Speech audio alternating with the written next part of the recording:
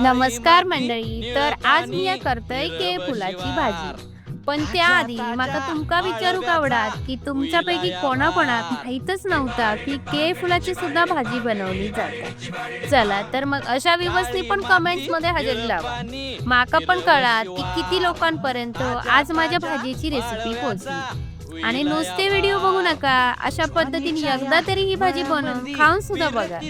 कारण ही भाजी जितकी चविष्ट असताना त्यापेक्षा कितीतरी पटीन ती आपल्या हेल्थसाठी उपयोगी आहे. आता तुमच्यातले बरेच जण विचारतले की एवढं वेळ कोणाकडे हा बाई, त्यांका माका सांगावसा वाटता की हा थोडी जास्त मेहनत ही घेऊचीच लागतली. आता माका पण मान्य असा, पण भाजी मात्र एक नंबर होतली ह्यात मात्र काय शंका नाही. आणि आपल्या हेल्थसाठी एवढी मेहनत तर करूकच होई की नाही, काय पट्टा मा.